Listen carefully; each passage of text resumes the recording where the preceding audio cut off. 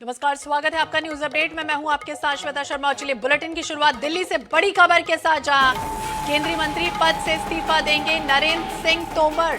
प्रहलाद पटेल भी केंद्रीय मंत्री पद से इस्तीफा देंगे।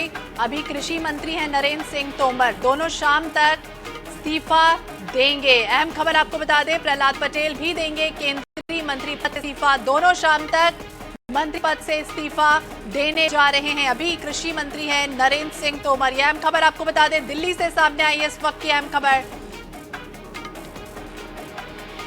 ज्यादा जानकारी के लिए हम बात करेंगे INS 24/7 हरिभूमि के प्रधान संपादक डॉक्टर हिमांशु द्विवेदी जी हमारे साथ जुड़ गए। हिमांशु जी, जिस तरह से बात सामने आई कि दोनों शाम तक मंत्री पद से इस्तीफा दे देंगे, पूरी जानकारी। देखिए, महत्वपूर्ण बात यह है कि भारतीय जनता पार्टी के द्वारा एक निर्णय लिया गया थी, जो अभी 4 राज्यों में विधानसभा चुनाव था, कि कुछ सांसदों और जो केंद्रीय मंत्री के भी पद पर हैं उन्हें लड़वाने का विधानसभा चुनाव, और अधिकांश सांसद उसमें चुनाव जीत गए। केवल फग्गन सिंह कुलस्ते जो केंद्र में मंत्री हैं वह चुनाव हार गए, और गणेश सिंह वह भी चुनाव हार गए सतना से।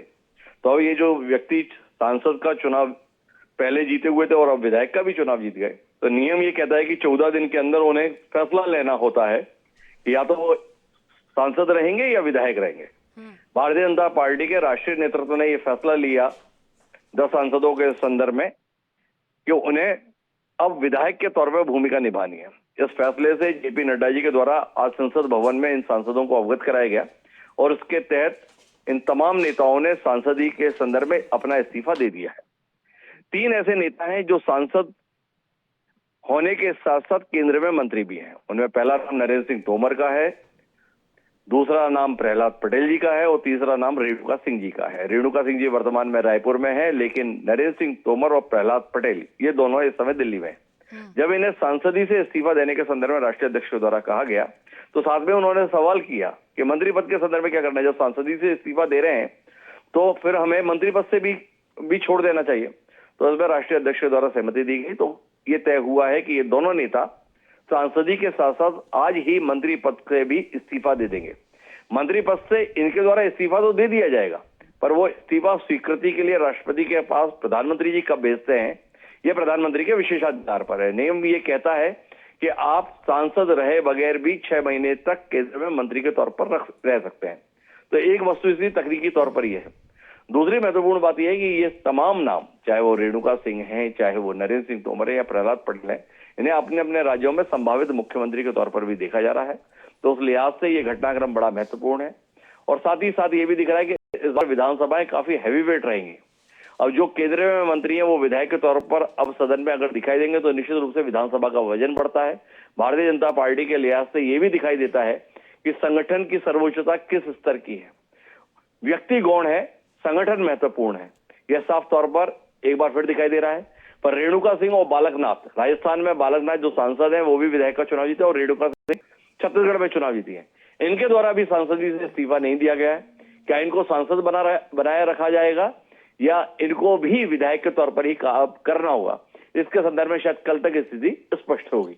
जी, ये भी आपसे समझना चाहेंगे हिमांशु जी, जिस तरह से हम बात करें मुरैना की दिमनी सीट से नरेंद्र सिंह तोमर का नाम प्रमुखता से लिया गया, वो जीत कर भी आए। नरसिंहपुर की बात करें तो प्रहलाद पटेल जीत कर आए। तो क्या जिस तरह से अब सीएम के नामों की चर्चा भी फिलहाल तेज है और इन नामों में सबसे प्रमुख नाम ये भी हैं, तो किस तरह के समीकरण अब दिख सकते हैं?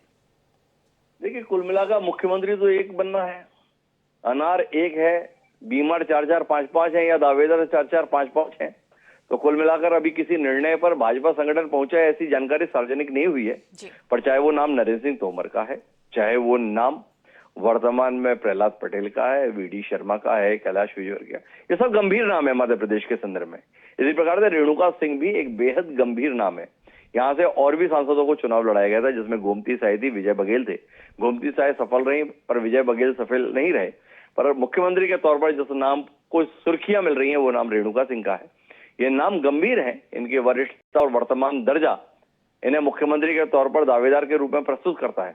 पर भाजपा इस समय पर अपने निर्णय इतने आसानी से लीक नहीं होने देती। तो अभी तक भाजपा ने इन राज्यों के संदर्भ में क्या फैसला लिया है ये किसी को जानकारी नहीं है। हाँ, हम इतना दावे के साथ कह सकते हैं कि अभी ना तो छत्तीसगढ़ के संदर्भ में ना ही मध्य प्रदेश के संदर्भ में मुख्यमंत्री पद को लेकर कोई फैसला लिया गया है। अभी तक भारतीय जनता पार्टी का हाईकमान निर्णय पर नहीं पहुंचा है, इसमें कोई संशय की स्थिति नहीं है। पर ज्यादा से ज्यादा कल तक ये तस्वीर साफ होने की उम्मीद हम कर सकते हैं। तो बीजेपी हाईकमान फिलहाल कोई निर्णय पर नहीं पहुंचा। बहुत बहुत शुक्रिया हिमांशु जी बातचीत करने के लिए।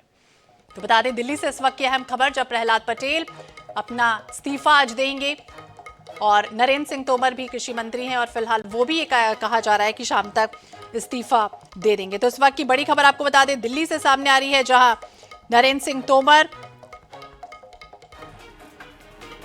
अपना इस्तीफा शाम तक देने वाले हैं। वहीं प्रहलाद पटेल भी केंद्रीय मंत्री पद से इस्तीफा देंगे।